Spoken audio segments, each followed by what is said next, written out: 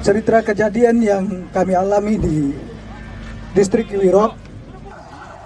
Pada pukul 9:05, kejadian berbanding terbalik. KKB mulai menghancurkan puskesmas dengan memukul kaca jendela puskesmas dan juga mulai menyiram bensin keliling puskesmas. Dan mereka melakukan pembakaran pertama pada puskesmas tersebut.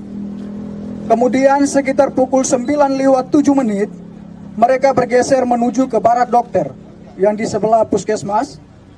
Mereka melakukan penyerangan yang sama, memukul kaca-kaca jendela, kemudian menyiram bensin di sekeliling barak dokter itu. Kemudian dilakukan pembakaran. Di dalam barak dokter itu sendiri terdapat 5 orang teman yang dipimpin langsung oleh Dr. Restu Pemanggi bersama Paman Lukas Luji, Suster Siti Kotija, dan juga Paman Deni. Pada saat pukul 9:10, mereka semakin membrutal. Mereka berusaha untuk masuk ke dalam barak dokter dan menyerang petugas. Sehingga pada saat itu, rombongan pertama yang ada di barak dokter memilih untuk keluar dari barak dokter secara berhamburan, secara terpisah. Paman Lukas bersama Suster Siti, Paman Deni sendiri dan juga dokter dan juga Paman Gerat lari menuju arah Mado. Sampai di Mado, dokter sendiri dihadang, kemudian dipukuli dengan besi, kemudian digiring ke jurang dan langsung ditendang ke arah jurang. Pada pukul 9 lewat sekitar 11 menit, mereka bergerak lagi menuju ke barak yang kedua yang dipimpin langsung oleh saya sendiri sebagai ketua tim. Di situ kami ada 6 orang. Saya sendiri sebagai ketua tim, Paman Selo, Paman Emmanuel Abi, Paman Patra, Suster Christine, Suster Anti, dan juga Suster Ella yang sudah menjadi almarhum. Pada saat itu juga mereka melakukan hal yang sama, menghancurkan kaca-kaca jendela dan juga memukul pintu-pintu, berusaha untuk masuk ke dalam untuk menyerang kami. Mereka juga menyiram bensin di sekitar barak medis dan juga mulai membakarnya. Saat pembakaran terjadi, yang ada di dalam puskesmas hanya tersisa saya, Paman Patra, dan juga ketiga suster itu. Paman Eman saat itu berada di dalam puskesmas karena sedang buang air besar. Pada saat itu sedang terjadi pembakaran, saya sendiri meminta untuk ketiga teman putri saya atau suster untuk kami segera keluar ke barak itu. Tetapi karena mereka perempuan tidak bisa mengantisipasi situasi, sehingga mereka memilih lebih tenang di dalam barak itu. Makin lama asap makin tebal, rumah sudah mulai barak sudah mulai terbakar, sehingga saya memilih untuk mengurung ketiga teman suster tadi bersama saya langsung di dalam kamar WC karena agak lebih aman. Sekitar pukul 9:20 sudah tidak bisa ditahan lagi karena memang rumah sudah plafon-plafon yang terbakar sudah mulai pada runtuh, sehingga saya memilih untuk mengajak ketiga suster ini untuk keluar dari dalam barak medis. Pada saat kami berusaha untuk lari menghindari amukan KKB, kami memilih lari ke depan, mereka sudah menghadang kami pada posisi depan. Kemudian saya berusaha merangkul ketiga suster menuju ke jurang, tetapi sampai di belakang jurang yang ada di belakang barak medis juga mereka sudah berada di situ dengan diperlengkapi senjata dan juga busur dan anak panah. Akhirnya saya berusaha untuk mengamankan ketiga suster ke rumah warga yang terdekat, jaraknya sekitar 5 meter dari barak medis itu.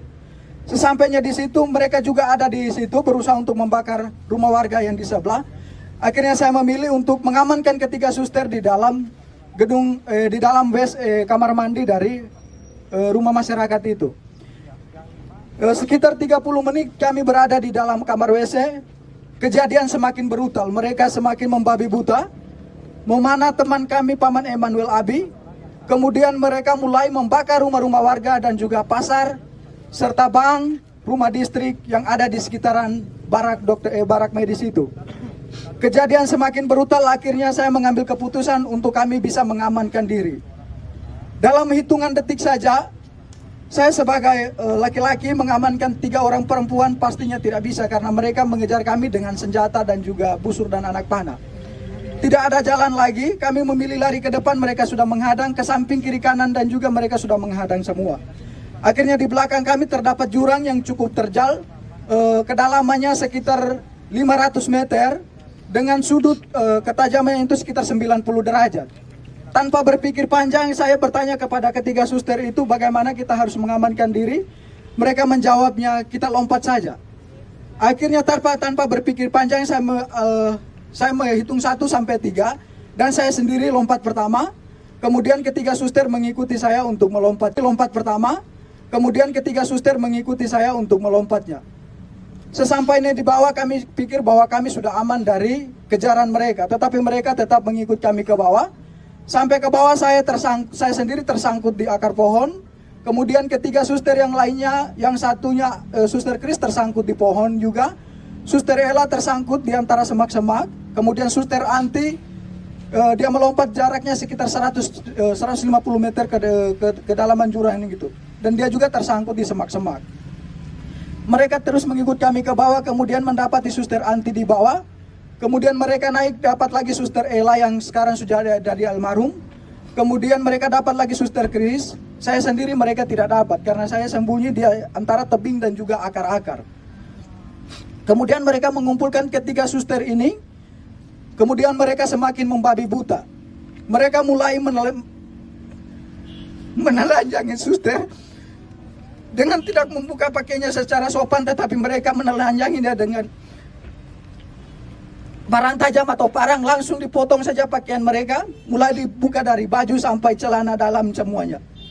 Mereka 3 ditelanjangi, kemudian mulai dianiaya secara tidak manusiawi. Paha mereka ditikam, muka mereka ditonjok, kemudian minta maaf tetapi kemaluan mereka ditikam juga dengan parah.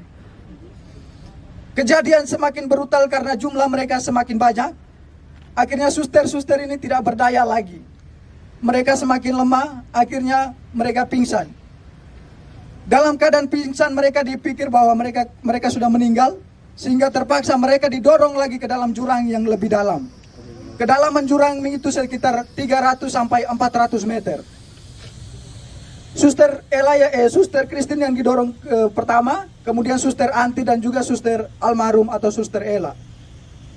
Sesampainya dibawa ke dalaman jurang itu, Suster Anti langsung pingsan. Dalam keadaan pingsan tidak sadarkan diri. Suster Kris masih sempat dari pingsannya bisa sadar. Suster Ella juga dari pingsannya bisa sadar kembali. Akan tetapi dalam keadaan itu mereka tetap ikut ke bawah. Kemudian Suster Anti dan Suster Kris masih bisa bertahan untuk memilih untuk menghindar dari mereka dengan menyembunyi di semak-semak. Suster Ella yang sudah tidak, walaupun dalam keadaan sadar tetapi sudah tidak berdaya, nyangkutnya di pohon sehingga mereka ikut ke bawah lalu membunuhnya secara babi buta dengan menikam di bagian perut-perutnya dan juga kemungkinan mulutnya dibelah. Sehingga Suster almarhum dinyatakan meninggal pada saat itu. Kemudian teman-teman yang lain dari barak dokter, Paman Lukas dan juga Paman Siti, Suster Siti, mereka langsung bergegas menuju ke mengamankan diri di Koramil dengan pengamanan para TNI yang ada di tempat itu. Kemudian Paman Denny memilih untuk mengungsi, bertahan di rumah warga. Dokter sendiri langsung ditendang ke jurang. Paman Gerat yang lari bersama dokter ke Mado, sampai dengan detik ini juga belum ditemukan.